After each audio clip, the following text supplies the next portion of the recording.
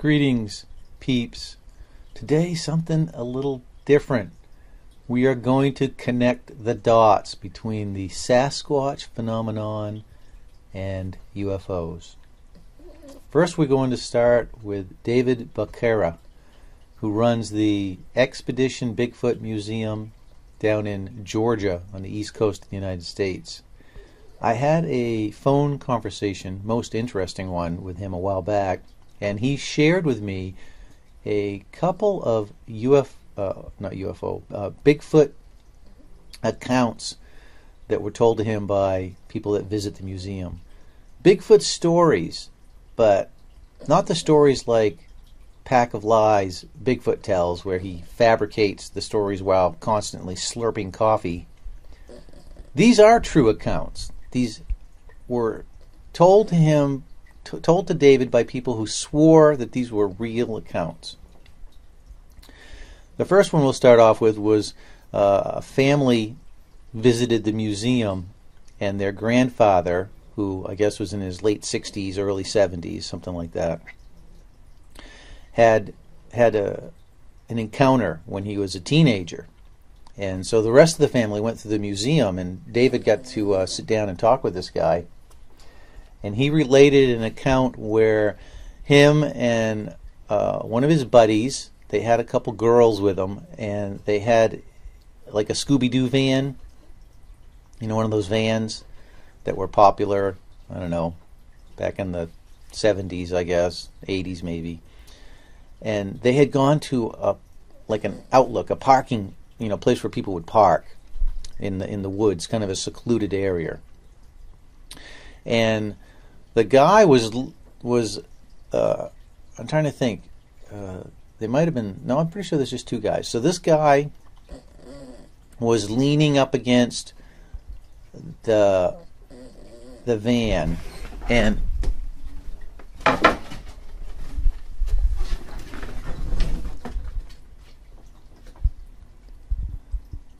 they were all in the van, and this guy was leaning up against one side of the van, and he had the two girls were on that side with him. I guess they were drinking beer, and his buddy was on the other side of the van, all by himself,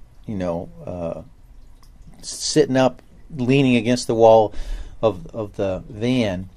And I don't think there was any other weird things that had occurred, but so I don't know what the situation was prior to this event occurring, but the guy swore this was true. He said that they were sitting there, and suddenly his friend, who's on the other side of the van all by himself, the girls started screaming. And so this guy, when the girls started screaming, he looked over, and instead of his friend sitting there, there was a Sasquatch in the van with them, sitting there. And so they're all like freaking out. The girls are screaming, and so the guy, opens the door or starts trying to open the door to the van to get the hell out of the van. And as suddenly as it had occurred, the Sasquatch turned back into his friend. And when they questioned his friend about it, his friend didn't know anything about it, didn't remember anything. Like it, to him, nothing had occurred. And that's the first time I've ever heard of an account of a Sasquatch switching spots with a person. Like, I've heard accounts of them morphing into stuff. I spoke to a friend of Barbara Shoup's, I think out in Oregon. This woman was driving a Jeep, and I think she was driving the Jeep with the intent to look for Sasquatch. And so she was going down these really remote logging roads, and at some point, I guess she had gone up into this area, and she turned around and was leaving. And as she's leaving, and her window was down on her passenger side. Apparently, I think it was an electric window, and it didn't roll up very good, or there was some issues with it. And she noticed in the mirror this green spot that was levitating behind her Jeep, following her down this trail. And I guess at first she thought the spot was on the mirror, but then she realized that the spot was actually, real, that it was floating behind her Jeep. And at some point, the spot started to get larger. Like, I guess it started off about the size of a softball. It started to get larger, like the size of a basketball, and it got even bigger. And as it was getting bigger, the green spot started to take on the form of foliage, leaves, right? And it got to about 6 or 7 feet in height. Like, it, instead of staying as a spot or as a round circle, it morphed into a plant person. It morphed into a Sasquatch that, like, its face was actually leaves, and it looked like you'd taken a bush and turned it into this Sasquatch, which, understandably so, freaked her out a little bit. And I guess she was in like low gear, and she's trying to speed up down this road. Came to a corner, and I guess at some point the Sasquatch plant person went into the forest, and she came around a corner, and there was this huge bull elk that leaped out in front of her, and she thought maybe that the bull elk and the plant person Sasquatch were somehow connected. Now, the other account that I want to share with you guys is the one that's connected to the UFO phenomenon. This was a farmer who told David, he was also at the museum, I guess, and told him this story where he was working on a farm, and there was this field, and there was a layer of fog, and I'm not sure. I think he heard vocalizations. There was something that attracted his attention to the edge of the field, and he saw this huge Sasquatch, like 7-foot tall Sasquatch, that came out of the forest, walked a distance into the field, and then like paralleled the field, and then at some point turned around and walked back into the forest. But the strange part was that the whole time that this Sasquatch was walking, it was levitating like 3 feet off the ground. It was never touching the ground, which was the bizarre thing about it. Now, what I find very interesting about this account is it matches an account by some friends of a very famous UFO contactee named Howard Mengier. Now, Howard Mengier claimed to have had contact with, I think, Venusians, or I don't know where exactly they came from, but he had contact with like these Nordic type aliens. And the thing that's remarkable about Howard is he did a couple things really fascinating. He was a TV repairman. He built his own like miniature UFO.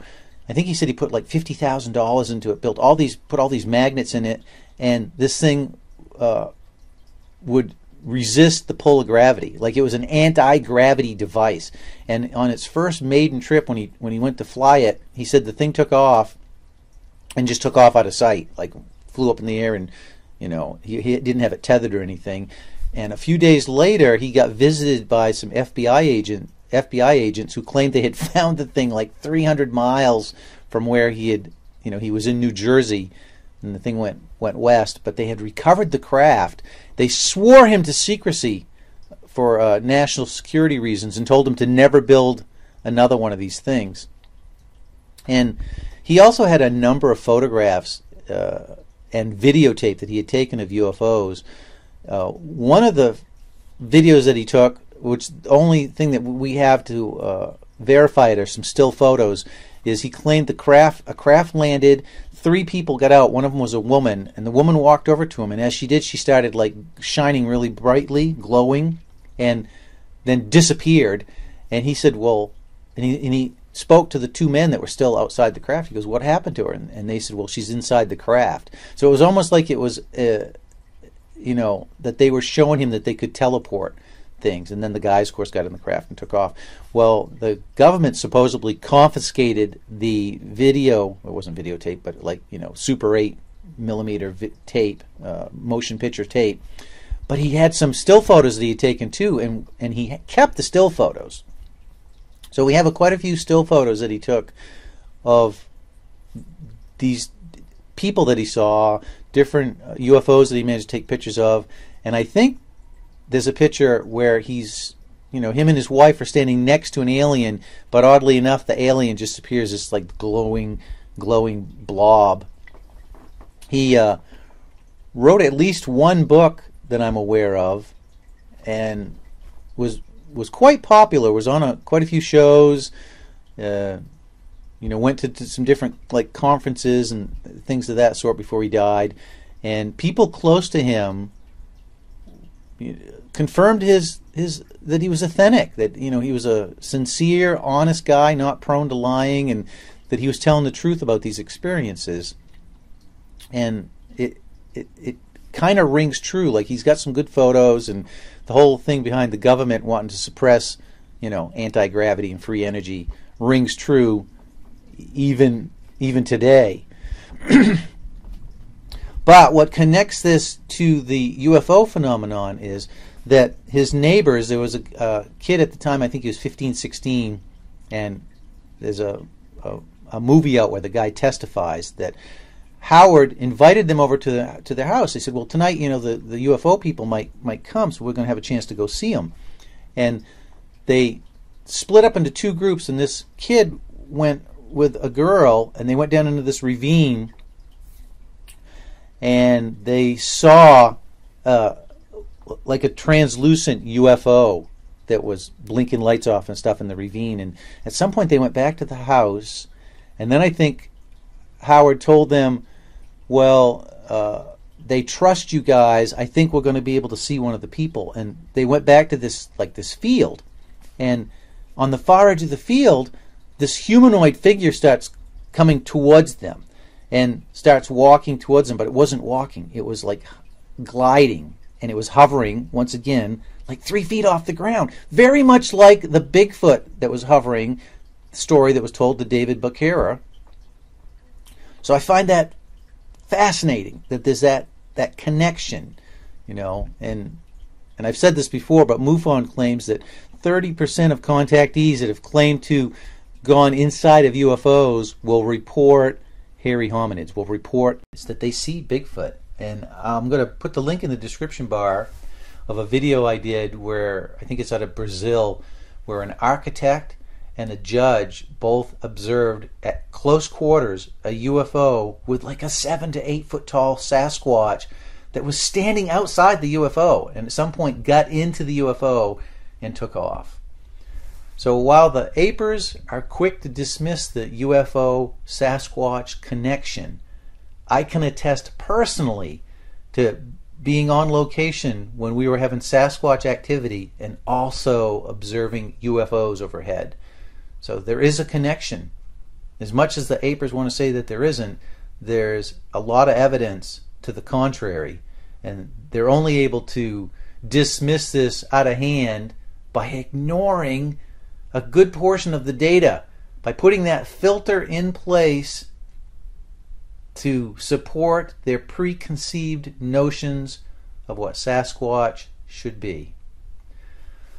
Alright guys, if you have had a similar experience, I would love to hear about it. I look forward to your comments down below.